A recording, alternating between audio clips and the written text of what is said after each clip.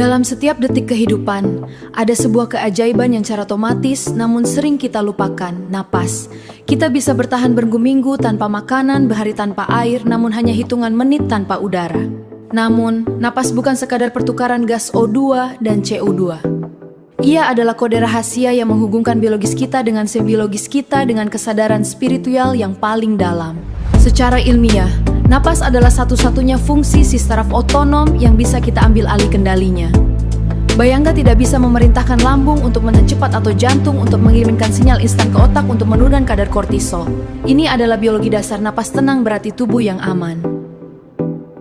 Secara kimiawi, gas dalam darah melalui pernapasan yang tepat agar mitokondria di setiap sel tubuh Anda mampu memproduksi N maksimal. Tanpa napas yang efisien, tubuh Anda seperti mesin canggih yang kekurangan bahan bakar. Dari sisi motivasi, napas adalah instrumen performa. Pernahkah Anda memperhatikan seorang atlet sebelum melakukan penalti atau seorang pembicara? Itu bukan sekadar ritual prefrontal menekan fokus dan ketajaman mental. Saat Anda merasa lelah secara mental, napas yang dangkal justru akan memperparah kelelahan tersebut. Anda sebenarnya sedang memompa aliran darah ke otak, memberikan dorongan energi yang lebih bersih daripada kafein sekalipun. Dalam konteks healing, napas adalah tabib internal kita. Tubuh manusia memiliki memori seluler. Trauma dan stres seringkali terkunci dalam bentuk ketegangan di otot dan sesak di dada.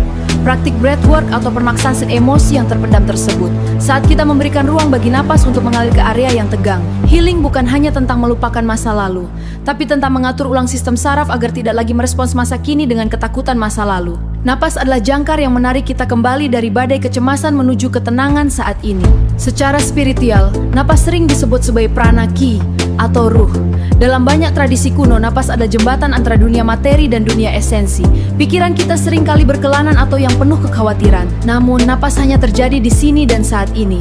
Anda tidak bisa mengambil napas untuk hari kemarin.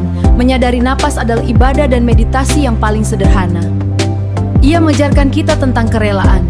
Kita harus menerima napas yang baru, menerima anugerah baru. Disinilah letak kedamaian spiritual ketika kita menyadari bahwa setiap tarikan bukti bahwa alam semesta masih mengizinkan kita untuk ada dan berkarya.